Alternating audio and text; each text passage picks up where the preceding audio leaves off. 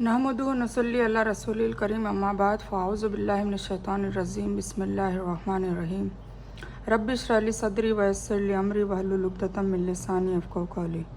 अस्सलामु अलैकुम रहमतुल्लाहि व बरकातुहू। 2 दिन हो गए वीडियो नहीं डाल पा रही हूँ, उसके लिए माजरत चाहती हूँ, आप लोगों से माफ़ी चाहती हूँ क्योंकि थोड़े सा दूसरे काम में मसरूफ़ थी।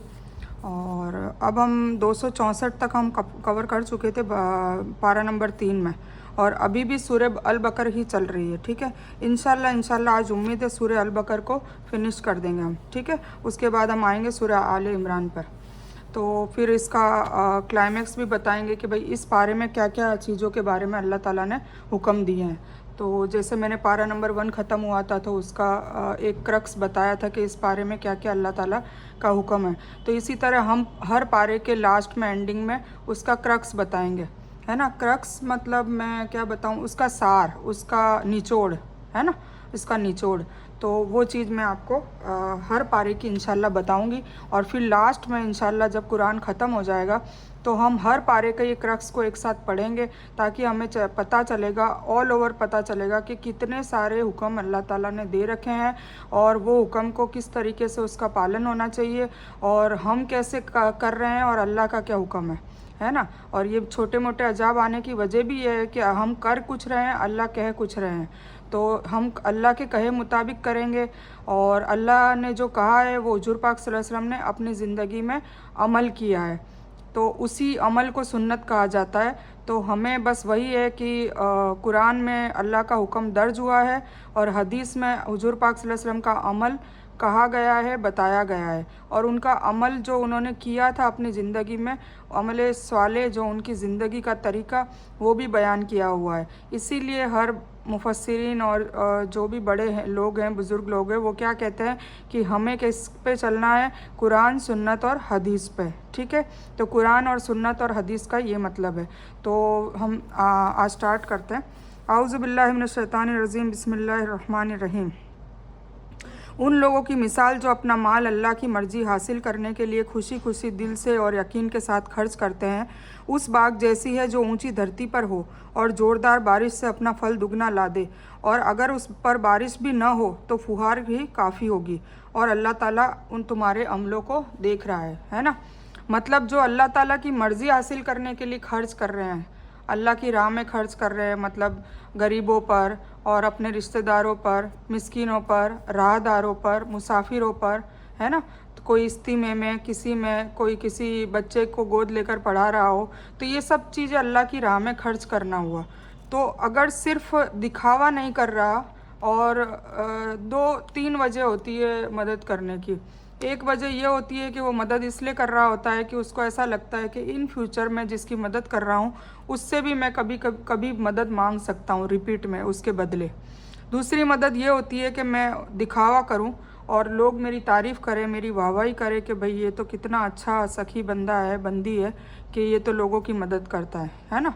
क्योंकि नीयत होती है ना। अमल तो वो तीनों अमल दिखने में बराबर होते हैं, पर नीयत तो अल्लाह जानता है। और तीसरी नीयत ये होती है कि सिर्फ़ और सिर्फ खालिसतन वो अल्लाह को राज़ी करने के लिए कर रहा है।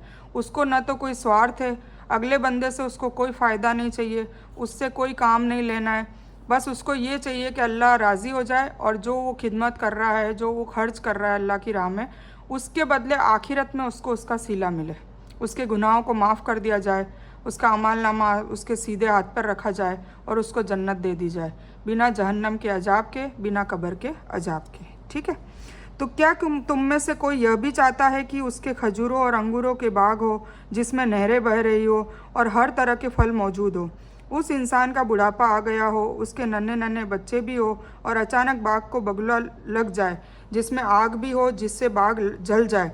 इसी तरह अल्लाह ताला तुम्हारे लिए निशानियों को बयान करता है ताकि तुम फिक्र कर सकते हो, है ना। मतलब ये एग्जाम्पल देकर क्या बताया है कि जो भी तुम खर्चा करते हो अल्लाह की मर्ज़ी के लिए करना है, वरना क्या होगा कि ये जो भी नेकियां तुम कमा रहे हो, वो नेकियां आ तो रही है पर वो नीचे से निकल रही है। मतलब एक बाग मिल रहा है पर वो बाग लास्ट में जल जाता हो तो फिर उसका कोई मतलब नहीं हुआ, है ना। तो हम नेकियां नियत के हिसाब से करते हैं, कर सकते हैं। नेकी अगर अल्लाह को राज़ी करने के लिए खालिसतन दिल रखकर और साफ़ पाक इखलास से हम करेंगे तो वो नेकियां हमारी आमाल नामे में बढ़ती रहेगी और उसकी अल्लाह एक एक नेकी का अजर ज़रूर देगा, 10 गुना 100 गुना बढ़कर देगा। पर अगर वो नेकियां दिखावे के लिए होगी, रियाकारी के लिए होगी या कोई स्वार्थ भावना से होगी तो फिर वो नेकियां झड़ जाएगी, है ना, और हमें लगेगा कि हम नेकियां कर रहे हैं। तो इसीलिए नीयतों पे बहुत ज़ोर देने को कहा गया है। ए ईमान वालों, अपनी हलाल कमाई में से, धरती में से तुम्हारे लिए हमारी निकाली हुई चीज़ों में से खर्च करो। देखिए, जान और माल का खर्च हर जगह कहा है, मतलब अपना वक्त निकालो और अपना माल भी खर्च करो। और ये दो चीज़ें बहुत कठिन है, हर बंदे के लिए कठिन है, पर जो अल्लाह को राज़ी करना चाहता है उसके लिए आसान भी है। ए ईमान वालों, अपनी हलाल कमाई में से और धरती में से तुम्हारे लिए हमारी निकाली हुई चीज़ों में से खर्च करो। उनमें से बुरी चीज़ों को खर्च करने का इरादा न करना जिसे तुम खुद लेने वाले नहीं हो, है ना। कई बार क्या होता है कि लोगों को कपड़े देते हैं या कुछ भी देते हैं या खाना देते हैं तो वो ऐसा सड़ा गला खाना देते हैं जो हम इस्तेमाल में नहीं करते, फिर वो देते हैं। ऐसा खर्च को अल्लाह खर्च नहीं मानता, मतलब ऐसे तकसीम को या खिदमत को अल्लाह नहीं मानता। कपड़े भी फटे गले होते हैं और वो दे देते हैं, या कोई चीज़ ऐसी हमारे घर में होती है जो हमें पसंद नहीं आ रही होती है और हमें उसको मतलब बिल्कुल उसको बाहर फेंकने का मन करता है, तो वैसी चीज़ें हम फिर उसको लोगों को दे देते हैं। तो ये ऐसी चीज़ें देना भी अल्लाह ने मना किया है। चीज़ें वो दो जो तुमको पसंद हो, कपड़े ऐसे दो जो तुम पहनते हो, खाना ऐसा दो जो तुम खाना पसंद करते हो, तब जाके वो खर्च करना खर्च में शुमार होगा, ठीक है। तो उनमें से बुरी चीज़ों को खर्च करने का इरादा न करना जिसे तुम खुद लेने वाले नहीं हो, तुम्हें खुद ही पसंद नहीं हो। हाँ, अगर आंखें बंद कर लो तो और जान लो अल्लाह ताला बेनियाज और हमद वाला है। मतलब इतना बता बता के खोल खोल कर रखा जा रहा है, उसके बाद भी तुम अपनी मर्जी के हिसाब से करोगे तो अल्लाह देख रहा है। या जिस तरह से तुम खुद बेकार चीज़ें लेना अच्छा नहीं समझते, उसी तरह अल्लाह की राह में भी अच्छी चीज़ ही खर्च करनी चाहिए। शैतान तुम्हें गरीबी से डराता है और बेहयाई का हुक्म देता है, और अल्लाह ताला तुमको अपनी रहमत और फजल का वादा करता है। अल्लाह ताला बहुत मेहरबान और इल्म वाला है। शैतान हमेशा गरीबी से डराएगा। गरीबी आती है तब शैतान ये कहता है कि तुम गरीब रहोगे, जब तुम नेक बने रहोगे, अच्छे बने रहोगे तो तुम्हारे गरीबी और आती रहेगी। या तुम अगर मालदार भी और माल खर्च कर रहे हो तो उसमें भी शैतान वसवसे डालता है।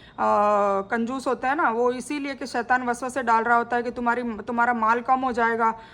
तुम अगर खैरात और सदका करते रहोगे तो तुम्हारा माल बिल्कुल कम हो जाएगा और तुम खुद गरीब हो जाओगे, तुम खुद लाचार हो जाओगे। तो और फिर है ना, बेहयाई का हुक्म ये ऐसे देता है कि तुम लोग हलाल की कोई ज़रूरत नहीं, हराम का काम करते रहो। हराम का काम करोगे तो जल्दी जल्दी नोटें आएगी, जल्दी जल्दी पैसा आएगा। तो इस तरीके का इब्लिस वसवसे डालता रहता है, तो हमें उससे बचना है, क्योंकि अल्लाह उससे विपरीत हमको रहमत और फजल का वादा कर रहा है। मतलब तुम खर्चा करोगे तो अल्लाह की रहमत बरसेगी, तुम्हें 10 गुना दुनिया में भी दिया जाएगा और तुम्हें आखिरत में तो उसका बहुत बहुत बड़ा अज़र है। तो हमें इब्लिस के वसवसों में नहीं आना है। वह जिसे चाहे इल्म देता है, अकल देता है, और जिसे अक्लमंदी दे दी गई उसे बहुत सारी भलाई दी गई, और नसीहत केवल अक्लमंद ही हासिल करते हैं, है ना। जो भी अच्छी नसीहत है फिर वो अक्लमंदी हासिल करते हैं, जो अकल नहीं रखते वो फिर शैतान के वसवसे में आ जाते हैं। तुम चाहे जितना खर्च करो, सदका करो या जो कुछ नज़र मानो, उसे अल्लाह जानता है और जालिमों का कोई सहायक नहीं है। अगर तुम सदकात को जाहिर करो तो वह भी अच्छा है ना। सदका जाहिरी में करना भी अच्छा है, क्योंकि हमारी नीयत तो साफ़ है। कई लोग ये सोचते हैं कि भाई जाहिर में करा तो देखो ये दिखावा कर रहे हैं। अब बोलते तो ऐसा है खुद के भाई छुपके से करना चाहिए, पर अल्लाह ये खुद कह रहा है कि जाहिर में करो। जाहिर में क्यों करने का कहा है? ताकि हमको सदका खैरात करते हुए लोग देखते हैं तो उनके दिल में भी तमन्ना होती है कि हम भी ऐसा काम करें। तो वो इसीलिए दिखान कर करना भी बहुत ज़रूरी होता है, ठीक है। तो अगर तुम सदका करो तो जाहिर करो तो वो भी अच्छा है, और अगर तुम उसे छिपा कर गरीबों को दे दो तो यह तुम्हारे लिए सबसे अच्छा है, ठीक है। तो दोनों तरीके से कर सकते हैं और करना भी चाहिए। अल्लाह ताला तुम्हारे गुनाहों को ख़त्म कर देगा और अल्लाह ताला तुम्हारे सभी अमलों से बाखबर है ना। खर्च करेंगे तो हमारे गुनाहों को वो ख़त्म कर देगा और उसको नेकियों में बदल देगा। यानी नेक काम में माल खर्च करना हो तो शैतान यह डर पैदा कराता है इससे तुम गरीब और भिखारी हो जाओगे, लेकिन बुरे कामों में बेकार करने में ऐसे इरादों को करीब नहीं आने देता, बल्कि उन बुरे कामों को इस तरह बना संवार के पेश करता है, उनके लिए छिपी हुई इच्छाएं इस तरह जाग जाती है कि उन पर इंसान बड़े से बड़ा माल खर्च कर डालता है ना। जैसे शादी ब्याह में आजकल क्या है, निकाह को अल्लाह ताला ने इतना सहूलियत वाला, इतना आसान बनाया है, पर उसमें खर्च कर कर के, रियाकारी कर कर के, एक दूसरे की कंपटीशन में बढ़ चढ़कर हिस्सा ले लेकर लोगों ने शादी को इतना मुश्किल बना दिया है। उसमें खर्च करने में वो बिल्कुल कतराते नहीं है, करोड़ों रुपए खर्च कर देते हैं, एक दिन में करोड़ों रुपया खर्च हो जाता है, तो उसमें कतराते नहीं हैं। और ऐसे गरीब को देने में उनको उनकी जान गले आ जाती है। नज़र का मतलब है मेरा फला काम हो जाएगा, मेरा दुख ख़त्म हो जाएगा तो मैं अल्लाह की राह में इतना सदका करूँगा। इस नज़र को पूरा करना ज़रूरी है। अगर किसी नाफरमानी और नाजायज़ काम की नज़र मानी तो उसे पूरा करना ज़रूरी नहीं है ना। मतलब नाजायज़ काम की भी नज़र लोग मान लेते हैं, वो बिल्कुल ज़रूरी नहीं है। नज़र भी नमाज और रोज़े की तरह इबादत है, इसीलिए अल्लाह के सिवाय किसी और की नज़र मानना उसकी इबादत है, जो शिर्क है ना। किसी दरगाहों पे जा जाकर मन्नत मांगते हैं तो ये सब शिर्क में आता है। तो मेरी माँ बहनें, आप समझें, आप बात को समझें, अल्लाह ताला क्या कहना चाहता है। ये दरगाहों पर जा जाकर मन्नतें मांगते हैं तो ये सब कुछ शिर्क में आता है। हमें नज़र भी माननी है, मतलब मन्नत भी माननी है तो अल्लाह के नाम की माननी है, और ऐसे माननी है कि या अल्लाह ताला ये काम हो जाता है तो मैं 2 रोज़े रख लूँगी, 2 रकात निफल शुक्राना अदा करूँगी, या किसी गरीबों को खाना खिला दूँगी, या कोई एक बच्चा गोद ले लूँगी जो हाफिज़ बनेगा। तो कुल मिला के नज़र भी इसमें, जिसमें हमारा माल और हमारी खुद की मेहनत, हमारी बॉडी की मेहनत लगे। ऐसा नहीं होता कि उस फलाना दरगाह में जाके मैं वहाँ नारियल चढ़ा दूँगी, वहाँ चद्दर चढ़ा दूँगी, नाउज़ुबिल्ला, ये सब शिर्क है। और हमारे जो बुजुर्गान वहाँ पर दफन है, तदफीन है, उन लोगों ने भी ये शिक्षा नहीं दी है, वो सिखाकर ये चीज़ नहीं गए हैं। उन्होंने भी अपना जब काम किया, उन्होंने जब अपना दीन फैलाया, तब उन्होंने भी अल्लाह का तारुफ करवाया, अल्लाह की बंदगी करने को कहा, ना कि खुद की बंदगी करने को कहा। और ये चीज़ें वो लोग बुजुर्गान दीन जो भी है, वो सारे मैदान हशर में इस चीज़ की गवाही देंगे कि या अल्लाह ताला, हमने नहीं कहा था कि ये हमारी कब्रों पर आए, वहाँ पे माथा टेके, वहाँ पे नज़र मांगे और वहाँ पे भीड़ जमा करा के बेपर्दगी करें और शिर्क का दरवाज़ा खोलें। ठीक है, तो इस चीज़ से बचने की ज़रूरत है। ये देखे कुरान में खुद अल्लाह ताला कह रहे हैं। तो नज़र का मतलब मैं फिर पढ़ लेती हूँ। नज़र को मन्नत को कहते हैं, ठीक है ना। मन्नत का मतलब है मेरा फला काम हो गया या फला दुख का खात्मा हो जाए तो मैं अल्लाह की राह में इतना सदका करूँगा। इस नज़र को पूरा करना ज़रूरी है। अगर किसी नाफरमानी और नाजायज़ काम की मन्नत मानी है तो उसे पूरा करना ज़रूरी नहीं है। मन्नत भी नमाज और रोज़े की तरह इबादत है ना। और मन्नत कैसे मांगनी हो मैंने बता दिया। इसीलिए अल्लाह के सिवाय किसी और की मन्नत मांगना उसकी इबादत हो जाती है, इसीलिए वो शिर्क है। समझ गए। मतलब कोई भी बुजुर्गान दीन के नाम से या वहाँ जाके आप मन्नत मांगते हैं, दरगाहों में अक्सर औरतें मांगती है, तो ये शिर्क है। जैसा कि आजकल मशहूर मज़ारों पर मन्नतें और चढ़ावे का काम ये आम हो चुका है। अल्लाह ताला इस शिर्क से हम सबको बचाए, आमीन। और हमारे अक्ल और दिलों में वो जो पर्दा डल गया है वो हटाने की कोशिश अल्लाह ताला करे और हमें तौफीक दे।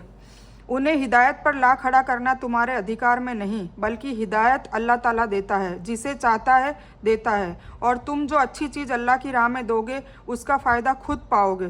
तुम्हें सिर्फ अल्लाह ताला की खुशी हासिल करने के लिए खर्च नहीं करना चाहिए, तुम्हें सिर्फ अल्लाह ताला की खुशी हासिल करने के लिए खर्च करना चाहिए।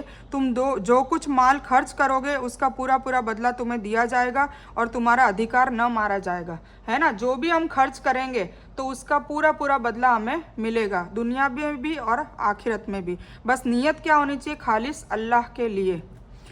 दान के लायक सिर्फ वह गरीब है, अब किसको देना चाहिए ये बताया जा रहा है। दान के लायक सिर्फ वह गरीब है जो अल्लाह की राह में रोक दिए गए हैं, जो देश में चल फिर नहीं सकते। बेवकूफ़ लोग उनके सवाल न करने की वजह से उन्हें मालदार समझते हैं। आप लोग के मुंह को देखकर अलामत से उन्हें पहचान लेंगे। वह लोगों से चिमट कर भीख भी नहीं मांगते।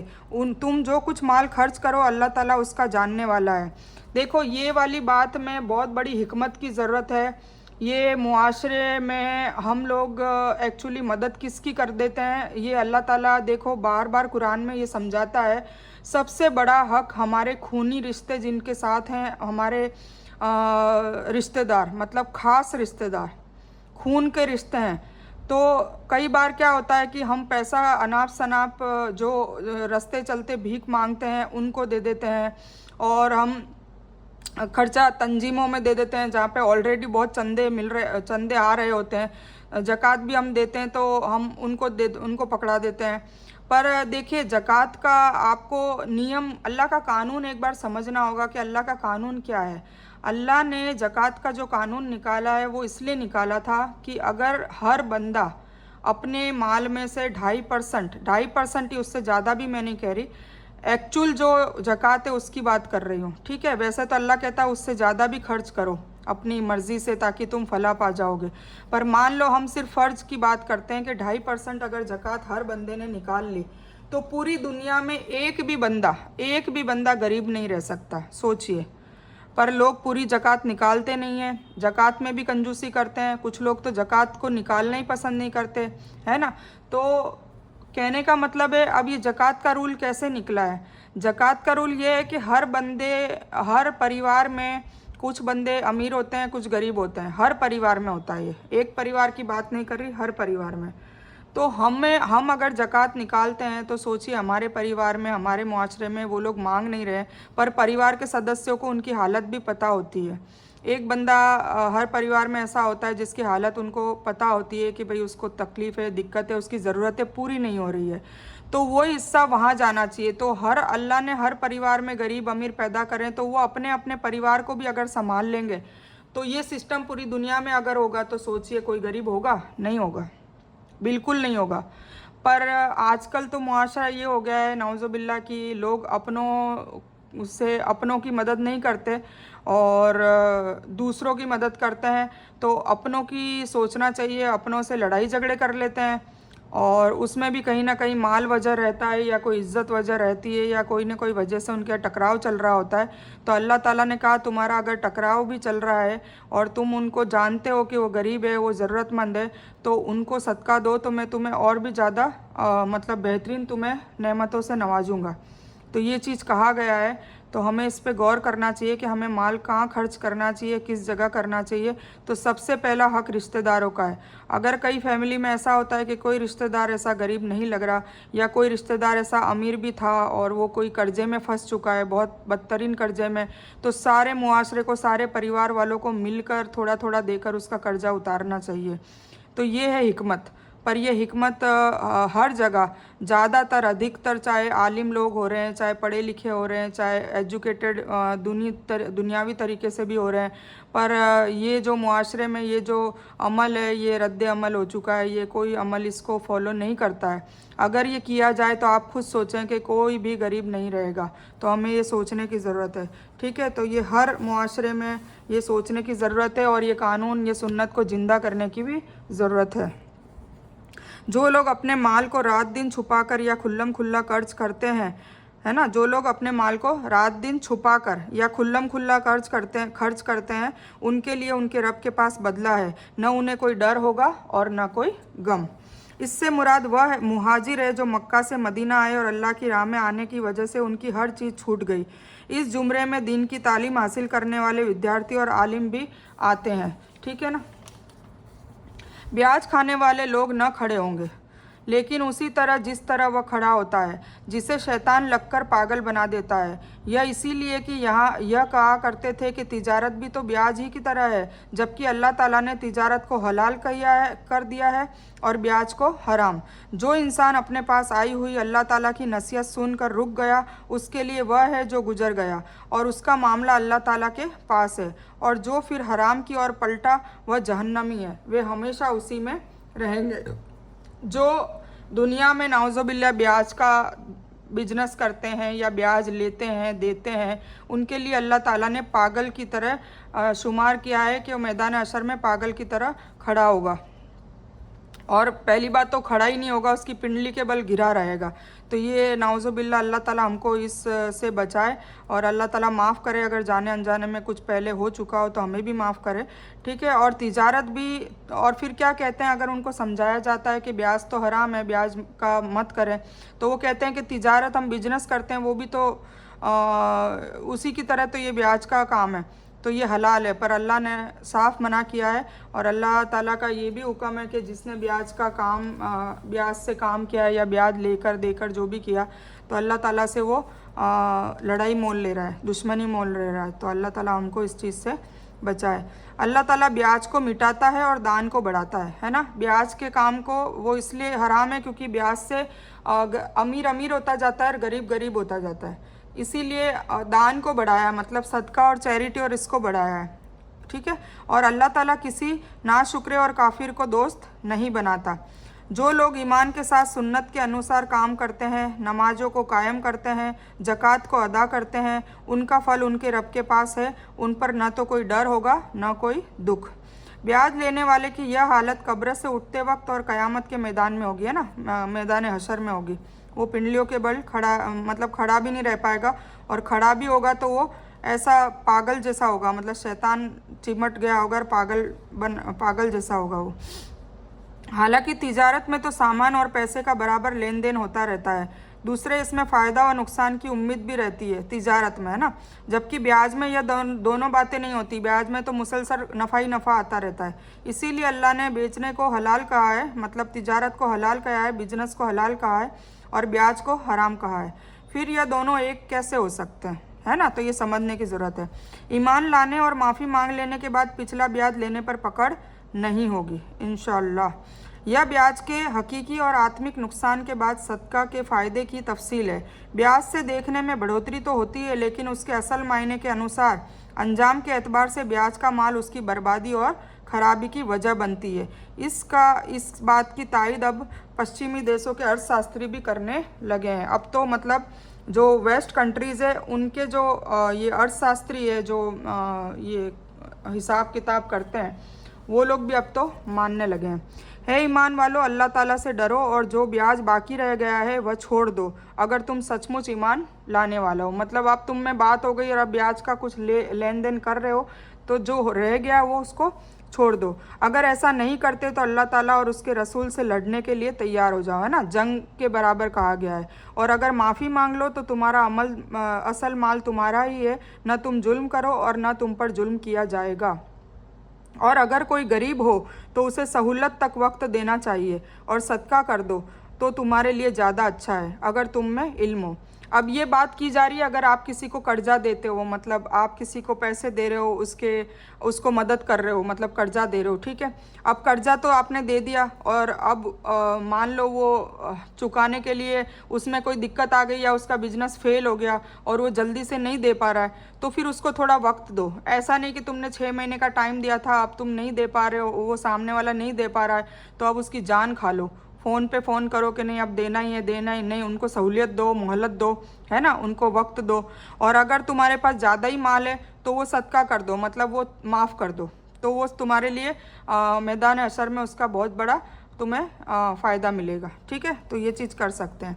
और उस दिन से डरो जिसमें तुम सब अल्लाह की तरफ लौटाए जाओगे, क़यामत के दिन, और हर इंसान को उसके अमल के एतबार से पूरा पूरा बदला दिया जाएगा और उन पर जुल्म नहीं किया जाएगा।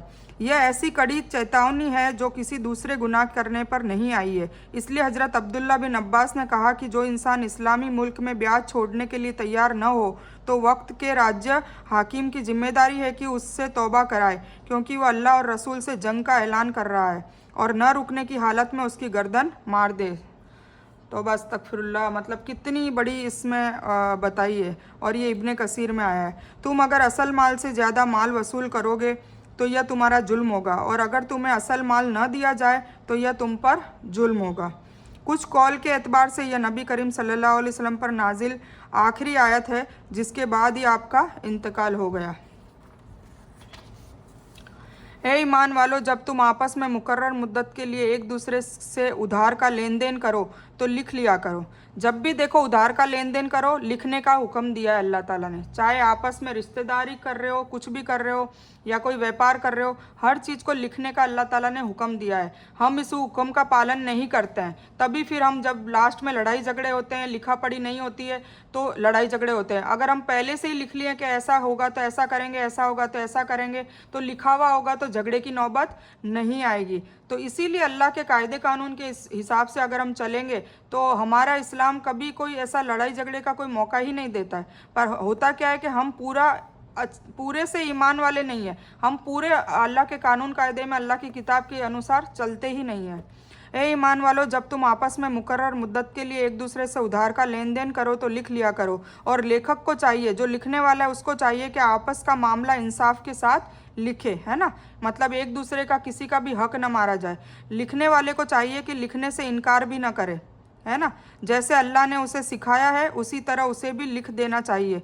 जिसके जिम्मे हक हो वह लिखवाए और अपने अल्लाह से डरे जो उसका रब है, और हुकूक में से कुछ घटाए नहीं। किसी का हक नहीं मारना है, घटाना नहीं है। हाँ, जिस इंसान पर हुकूक हो और वह जाहिल हो या कमज़ोर हो या लिखवाने की ताकत न रखता हो, मतलब ये नोटरी की बात हो रही है, जैसे आज के ज़माने में क्या होती है नोटरी, तो उसका वली इंसाफ के साथ लिखवा दे। और अपने में से 2 मर्दों को गवाह रख लो, और अगर 2 मर्द ना हो तो 1 मर्द और 2 औरतें जिन्हें तुम गवाह के तौर पर पसंद कर लो, ताकि एक की भूल चूक को दूसरी याद दिला दे। और गवाहों को चाहिए कि जब भी बुलाया जाए तो इनकार न करे। और कर्ज को जिसकी मुद्दत मुकर्रर है, चाहे छोटा हो या बड़ा हो, लिखने में सुस्ती न करो, है ना। लिखने में सुस्ती नहीं करने का बोला, लिखने का ज़रूर बोला, ताकि बाद में झगड़े ना हो। जो पॉइंट्स लिखे हैं उसके हिसाब से होना चाहिए। अल्लाह ताला के करीब यह बात बहुत इंसाफ वाली है और गवाही को ठीक रखने वाली है, और शक से भी ज़्यादा बचने वाली है। इससे शक शुबा भी से भी बच जाएंगे, इसलिए लिखना बहुत ज़रूरी हो जाता है। और यह बात अलग है कि वह मामला नगद तिजारत की शक्ल में हो। नगद मतलब नगद अगर दे रहे हैं, कैश दे रहे हैं, तो जो आपस में लेन देन कर रहे हो तुम पर उसके न लिखने में कोई गुनाह नहीं है। गुनाह नहीं है पर लिखना बेटर है, ये अल्लाह ताला कह रहा है। और कोई कैश का मामला हो तो न लिखने में गुनाह नहीं है, पर खरीदने और बेचने के वक्त भी गवाह मुकर्रर कर लिया करो, गवाह जरूर रख लिया करो, ताकि नहीं भी लिखो तो फिर वो आपको याद दिला दे कि हाँ तुमने उस वक्त ये वाली बात कही थी, तुमने ऐसा करने को कहा था।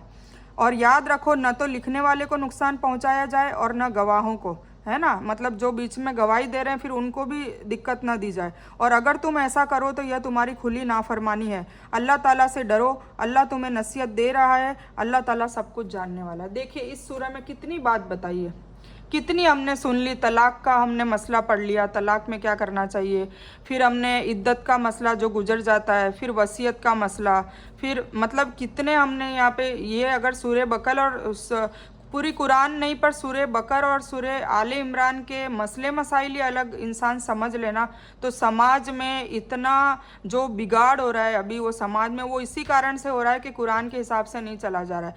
अगर ये सारे मसले जो सूरह अल बकर और इमरान में आए हैं, सारे मसले मसाइल के हिसाब से अगर चला जाए, कुरान से फैसले लिए जाए, कोई लड़ाई झगड़ा भी हो तो कुरान खोल के उन्हें बताया जाए, तो ये सारे फसादात की जड़ जो लड़ाई झगड़ा जो होता है वो सब खत्म हो जाएगा अगर उसके हिसाब से चला जाए तो। और इसीलिए पकड़ होगी कि तुमने कुरान से फैसले क्यों नहीं करवाए, इस किताब से फैसले क्यों नहीं करवाए। ठीक है, तो यहाँ तो खोल खोल कर अल्लाह नसीहत दे रहे हैं। और अगर तुम सफ़र में हो, अब सफ़र की बात है, अगर तुम सफ़र में हो और लिखने वाला न पाओ तो गिरवी अपने पास रख लिया करो। और अगर आपस में एक दूसरे पर यकीन हो, विश्वास हो, तो जिसे अमानत दी गई है वह उसे अदा कर दे। और अल्लाह ताला से डरता रहे जो उसका रब है। और गवाही को मत छुपाओ, है ना, गवाही को न छुपाओ। और जिसने जो उसे छुपा ले वह मन का पापी है। और जो कुछ तुम करते हो अल्लाह ताला उसे अच्छी तरह जानता है। इनको नुकसान पहुंचाने से मुराद यह है कि बहुत दूर से उन्हें बुलाया जाए, जिससे उनकी मतलब गवाहों को जो बुलाते हैं वो बेचारा अपना टाइम छोड़ के अपना काम छोड़ के आते हैं, टाइम उनको नहीं होता फिर भी आते हैं, और फिर वो उनको कोई अड़चन में तुम डाल दो कि नहीं तुम गलत बोल रहे हो, तुमने उस वक्त तो ये बोला था। तो इसलिए गवाहों को भी नुकसान नहीं पहुँचाना चाहिए, जो लिख रहा है उसको भी नुकसान नहीं पहुँचाना चाहिए। तो जिन्हें उनकी मतलब मशगूलियत में अड़चन और तिजारत में नुकसान हो, या उनको झूठी बात लिखने या गवाह बनने के लिए मजबूर भी किया जाए, तो ऐसा नहीं करना चाहिए। अगर एक दूसरे पर भरोसा हो तो बिना गिरवी रखे भी कर्ज का सौदा कर सकते हो। अच्छा आपसी अंडरस्टैंडिंग हो, बहुत विश्वास हो, तो फिर लिखने की भी ज़रूरत नहीं है और कोई गवाहों की भी ज़रूरत नहीं है। अल्लाह ताला का तो कहने का मकसद ये है कि झूठ ना हो और राजी खुशी बिजनेस किया जाए और कोई लड़ाई झगड़े आपस में ना करो, बस मेन मकसद ये है। अमानत से मुराद यहाँ कर्ज है। अल्लाह से डरते हुए उसे जायज़ तरीके से अदा कर दो। गवाही को छिपाना बहुत बड़ा गुनाह है, इसलिए इसकी बहुत बुराई यहाँ कुरान में और हदीस में की गई है। इसलिए सही गवाही की बड़ी अहमियत भी है। सही मुस्लिम की हदीस है कि नबी सल्लल्लाहु अलैहि वसल्लम ने फरमाया, वह सबसे अच्छा गवाह है जो बिना गवाही की मांग के खुद गवाही के लिए हाजिर हो जाए, है ना। मतलब बिना बुलाए गवाह हाजिर हो जाए। जैसे कोई 2 लोगों में लड़ाई हो रही है, तो वो गवाही देते कि नहीं नहीं इसने ऐसा कहा था, इसने ऐसा कहा था। और कई बार तो क्या होता है, गवाही लोग भी झूठे हो जाते हैं। अगर मान लो एक उसका रिश्तेदार है गवाह का और दूसरे रिश्तेदार नहीं है, करीबी रिश्तेदार ज़्यादा वो है, और अगर वो गलत भी है तो गवाही उसके लिए दे देगा जो कि झूठ होगा, तो ये भी गुनाह है। ठीक है, तो अल्लाह ताला हमने अगर ऐसा कोई काम कर लिया है तो हमें भी बचाए और हमारी सच्ची पक्की तौबा कबूल कर ले, और आगे हम ऐसा ना करें, ऐसी हमें भी तौफीक बख्शे। आमीन। ज़मीन व आसमान की हर चीज़ अल्लाह के अधिकार में है। तुम्हारे दिलों में जो कुछ है उसे चाहे जाहिर करो या छुपाओ, अल्लाह ताला उसका हिसाब लेगा, है ना। अब हम छुपे में करते हैं गुनाह या जाहिर में करते हैं, अल्लाह ताला सब देख रहा है, तो अल्लाह ताला उसका हिसाब ज़रूर लेगा। फिर जिसे चाहे माफ़ कर दे, किसी को माफ़ भी कर सकता है, उसकी रहमत है ना। और जिसे चाहे सजा दे। अल्लाह ताला हर चीज़ पर कुदरत रखता है। अला कुल्ली शैइन कदीर। रसूल उस चीज़ पर ईमान लाए जो उसकी तरफ अल्लाह ताला की रसूल तरफ से उतारी गई है, और मुसलमान भी ईमान लाए। यह सब अल्लाह ताला और उसके फरिश्ते पर और उसकी किताबों पर और उसके रसूलों पर ईमान लाए। उसके रसूलों में से किसी के बीच हम फ़र्क नहीं करते। उन्होंने कहा कि हमने सुना और इताअत की, है ना। अल्लाह ताला ने क्या कहा, ईमान वाले वो हैं जो अल्लाह की हर बात पे, हर चीज़ पर ईमान लाता है, चाहे वो रसूल हो, सारे रसूल हो, किताबें हैं, मलाइका हैं, फरिश्ते हैं, सब पर ईमान लाते हैं। फिर और वो जो नई बात सुनते हैं तो समाना व अताना करते हैं, मतलब हमने सुना और हमने अमल किया, उस नेचर के होते हैं। ऐसे जिद और उसमें नहीं पड़े रहते कि नहीं नहीं हम तो शुरू से ऐसा करते आए हैं, या नहीं नहीं हमारे बाप दादा करते थे तो हम तो वैसा ही करेंगे, हम अल्लाह की बात नहीं मानेंगे, नाउज़ुबिल्लाह।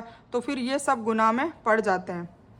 तो उन्होंने कहा कि हमने सुना और इताअत की, हम तुझसे माफ़ी चाहते हैं, ए हमारे रब, हमें तेरी ही तरफ लौटना है। अल्लाह किसी भी नफ्स पर उसकी ताकत से ज़्यादा बोझ नहीं डालता। जो सवाब वह करे वह उसके लिए है, और जो बुराई वह करे वह भी उसी पर आएगी। ए हमारे रब, अगर हम भूल गए हो या गलती हो गई हो तो हमें न पकड़ना, है ना। अब हम तौबा मांग रहे हैं, आमीन। इसमें हमें सब लाइनों पे आप आमीन बोलिए। ए हमारे रब, हम पर वह बोझ न डालो जो हमसे पहले लोगों पर डाला गया था, आमीन। ए हमारे रब, हम पर वह बोझ न डाल जो हमारी ताकत में न हो, और हमें माफ़ कर दे, आमीन। और हमें माफ़ी अता कर, आमीन। और हम पर रहम कर, आमीन। तू ही हमारा मालिक है, हमें काफिर कौम पर फतह अता कर, आमीन सुम्मा आमीन या रब्बल आलमीन।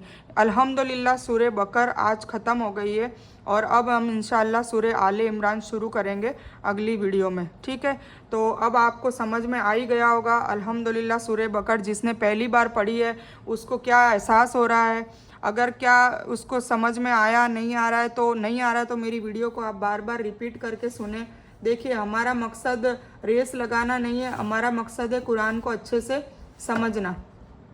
ठीक है, तो बस मेरा तो कहने का यही मकसद है कि हम ज़्यादा से ज़्यादा कुरान को समझें और उस पर अमल करने की कोशिश करें। मैं अब आपको बता देती हूँ कि ये जो सूरत है इसमें क्या क्या हमें किस मौजूआत पे बात हो रही है। तो देखिए, हमने इसमें मुख्तलिफ़ मौजूआत पे बात करी।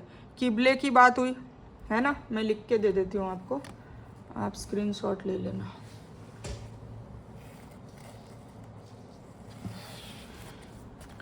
पहले पारे का मैंने आपको बता ही दिया था, अब ये दूसरे पारे की बात हो रही है।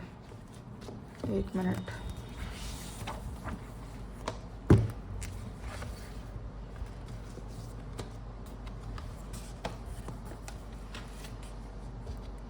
फिर हम इंशाल्लाह हम इसी में लिख देते हैं। पारा नंबर 1 का मैंने आपको बता दिया था, मैं इसमें बाद में लिख लूँगी। अब पारा नंबर 2 में हमने, और उसमें भी सूरह नंबर 2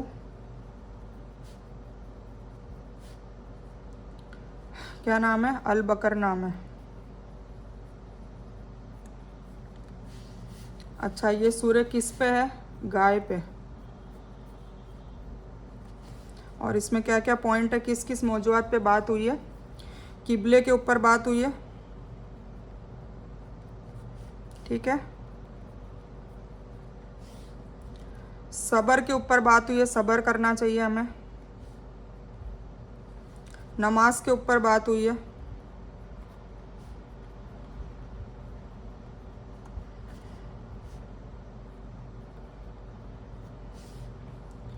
किसास के ऊपर बात हुई है। किसास का क्या मतलब होता है? कत्ल करने वाले को, कत्ल किसी ने कर लिया तो जो मकतूल है मतलब जिसका कत्ल कर दिया गया है उसके रिश्तेदार कातिल से उसका मुआवजा लेंगे। उसका मतलब उसको जान गई है ना, तो जान की जगह जान लेने का भी हुक्म है। अगर वो चाहे कि भाई उसने हमारे बंदे को मारा है तो वो कत्ल भी कर सकते हैं उस बंदे का। और अल्लाह ताला ने कहा कि 3 चीज़ें बताई, कत्ल के जान के बदले जान भी ले सकते हैं, ठीक है, वो भी उसके ऊपर मतलब उसका हक है।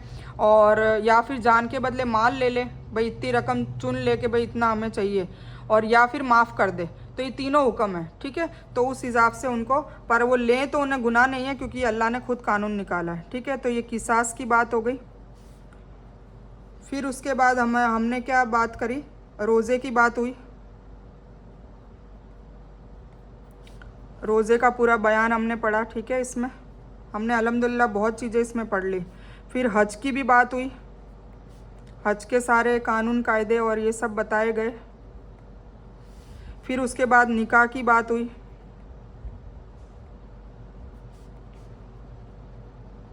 उसके बारे में भी कहा गया, मतलब हमने काफ़ी मसले मसाइल उसके पढ़े।